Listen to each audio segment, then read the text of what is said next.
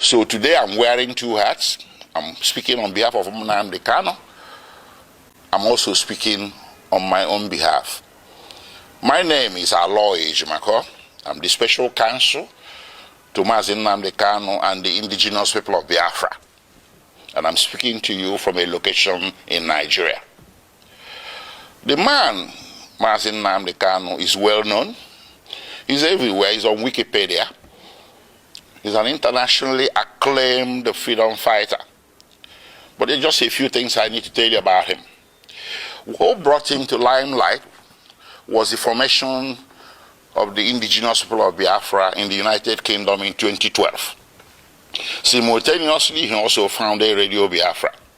And these two organizations were aimed at one thing: liberation for the people of Biafra, or restoration of the former Republic of Biafra that went defunct in 1970. The right to self-determination is a right that is guaranteed internationally, domestically, and continentally. It's within the black letters of Nigerian law at Article 20 of the African Charter on Human and People's Rights. The right to self-determination is guaranteed. So the formation of IPOB did not break any law. Not laws of United Kingdom, not international law, not Nigerian law. But guess what? When NNAMDI KANU, who was born in Nigeria, but who acquired British citizenship later on, came to Nigeria in October 2015, the government of President Muhammadu Buhari, which had come to power in May, decided to arrest him. He was not arrested between 2012 and 2015 because the government of the day at that time understood that self-determination is not a crime. But the government that came into power in 2015 in May decided that self-determination is going to be treated as a criminal activity. So he was arrested in Lagos. He was charged for treason, also for insulting the president and illegal importation of radio equipment. 3 charges. The treason one, they split it into 2, treason by himself and treason by conspiracy. This thing went on from 2015 until April 2017, when he was eventually granted bail. So he was detained for nearly 18 months. After granting him bail, he returned to his ancestral home in the southeastern part of Nigeria, and he was enjoying his bail when suddenly, between 10 September and 14 September 2017, the Nigerian army, without any justification whatsoever, levied lethal, massive military operations against NNAMDI KANU's ancestral home.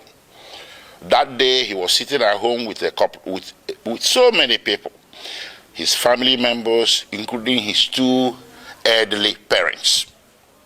The attack was lightning, it was a bleakridge, it was massive, and it was not the type of an attack you will expect a national military force to levy on a civilian location. But they did. At the end of the day, 28 people lost their lives. NNAMDI KANU sustained injuries. His parents sustained injuries as well, but somehow, by the grace of God, they all managed to escape. From there, the rest is history. And because there was a national and international manhunt for him by the security forces, which rules of engagement was to shoot, not to maim. If you see NNAMDI KANU, if you encounter him anywhere, shoot not to maim. Not to maim, but shoot to kill. That's what they went there to do on 10 September, but they didn't succeed. But it went on. They went on in a manhunt. So NNAMDI KANU was forced to flee the municipal boundaries of Nigeria in search of safe haven overseas. Eventually, in May 2021, he settled in Kenya. He entered Nairobi and settled in Kenya somewhere. He never knew that Nigerian security forces, the international branch of it, were laying in wait for him. They laid an ambush for him. So on 19th June 2021, he drove himself to Jomo Kenyatta International Airport on a personal errand. As soon as he drove into the parking lot and alighted from his vehicle, several well-armed security men suspected to be of a mixture of Nigerian and Kenyan security forces swooped on him, grabbed him, abducted him, and put him forcibly in a vehicle and drove away. Well, they didn't take him to the police station. They didn't take him to immigration because he was a foreigner. He should have been taken to immigration. They didn't take him to any official law enforcement facility. They took him to a secret location in Nairobi, a non-official secret location. So in effect, they disappeared him. And they kept him at that secret location for a whole 8 days. And those 8 days he endured horrendous torture. All these are matters of record between the various tribunals and courts before whom this matter has been brought. I cannot begin to give you all the details. Horrendous torture in violation of basic human rights, in violation of the laws of Kenya, Nigeria, and the international community. When NNAMDI KANU was abducted on 19th June 2021, the proper thing that should have been done is to take him to a police station, from there to a court. And then if you wanted him back in Nigeria, you subject him to what is called extradition proceedings. This is a basic tenet of the law that you see in the laws of any nation. Kenya has an extradition act to which NNAMDI KANU should have been subjected. But guess what? They didn't do that. They rather disappeared him for 8 days, tortured him to their heart's content. And on 27th June, they secretly brought him out from this location and took him through the back doors, evading Kenyan immigration, direct to the tarmac of Jomo Kenyatta International Airport, Nairobi, where a private plane was waiting. They bundled him into the plane, chained him to the chair, and everything. He endured 5-6 hours flight from Nairobi to Kenya in the most excruciating circumstances. They arrived in Nigeria late in the evening and the plane flew back to Nairobi. They took him to the headquarters of the National Intelligence Agency in Abuja, where he spent the first night with all the lights left on to assure his maximum discomfort. The following day, they transferred him to the headquarters of Directorate of State Security in Abuja. And on the third day, they brought him before the Federal High Court in Abuja. The Federal High Court was well aware that NNAMDI KANU has counsel of record. It was an open case, it wasn't a new case, a pre-existing case. But the Federal High Court decided to conduct the arraignment in violation of his constitutional right to counsel. And that arraignment led to the indefinite detention with which we are struggling today. Anyways, taking you back a few steps, the little military invasion of 2017 was not unrequited, judicially speaking. I took the matter before two tribunals, or a tribunal and a court. First, I took it to the African Commission on Human and People's Rights, which rendered a decision in March 2018 condemning the action and calling it a violation of the African Charter. And they wrote to the President of Nigeria, they wrote a letter to the President of Nigeria requesting him or directing him. They used diplomatic language, but the decision was there that what you did is wrong, so you need to roll it back. You need to reverse everything you have done, which includes declaration of IPOB as a terrorist organization and hounding their members as criminals. the African Commission held that what Nigerian government was doing was persecution, not prosecution. That the IPOB and its members simply possess an inconvenient political opinion which the Nigerian government was seeking to suppress by means of punishment of some sort.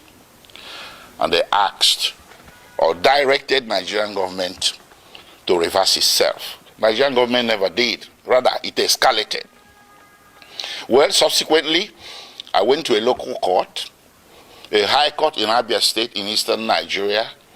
I sued the Federal Republic of Nigeria, the Nigerian Army, and other parties who were confederates in that attack of September 2017.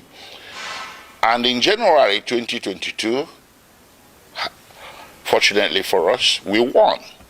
The High Court made an order. The High Court reached a judgment that what happened to NNAMDI KANU in September 2017 was a flagrant violation of his constitutional right to life and constitutional right to his privacy. And the court proceeded to make an order ordering the federal government of Nigeria or Federal Republic of Nigeria to pay him a compensation of 1 billion Nigerian naira, which is over $1 million US dollars. The court also ordered the Federal Republic of Nigeria and the President of Nigeria to issue a public apology to be published in 3 national Nigerian newspapers to NNAMDI KANU. None of this has happened. So we kept that aside. So when they brought NNAMDI KANU forcibly from Kenya without extradition proceedings, I characterized it an act of extraordinary rendition. Initially, there was a misunderstanding, a broad, widespread misunderstanding by vast majorities of Nigerians who were mouthing the cliche, NNAMDI KANU extradited from Kenya. No, that was wrong. He wasn't. I told people he wasn't. He was extraordinarily renditioned or rendered, and that is against international law, Kenyan law, and laws of the Federation of Nigeria. So while his criminal trial was making its way slowly at Abuja, with all the several amendments the government was bringing, they walked away from treasonable felony, insulting the president, importation of radio equipment, and bam, to terrorism. That's how it happened. And they did this 7 times. 7 amendments. If NNAMDI KANU was guilty, why is it taking so long to bring him to trial between 2015 and today? That is 8 years. So what he's undergoing is not really a judicial trial. It's a trial by ordeal. Trial by fire. Imprisonment before conviction. They just want to get as many years of jail time out of him as possible because they know that with the evidence available, conviction will be impossible. And that was made worse by the extraordinary rendition, which I took also as a civil violation to a federal high court in Nigeria. And in October 2022, the Federal High Court came down with a judgment that extraordinary rendition was a violation of his constitutional rights, his fundamental rights, and they awarded him 500 million Nigerian naira. That's about $800,000. So all around, everywhere that this matter has gone to, including in July 2022, before the Human Rights Council at the United Nations. The Human Rights Council, United Nations, came down with an opinion that what happened to NNAMDI KANU in Kenya and that brought him to Nigeria is a very grave violation of international law. And they directed that he should be released unconditionally. And of course, the Court of Appeal in Nigeria did come down with a similar judgment in same October 2022, discharging Nnamdi Kanu of all charges and bearing any further trial of his person in any court in Nigeria as a consequence, as a direct consequence of the extraordinary rendition.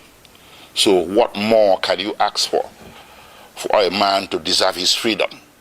How many have I counted? United Nations, which in this case should be considered a world court. Then you have the Nigerian Court of Appeal, which is the second highest court in the Federal Republic of Nigeria. Then you have the Federal High Court, which is the court of first instance at the federal level.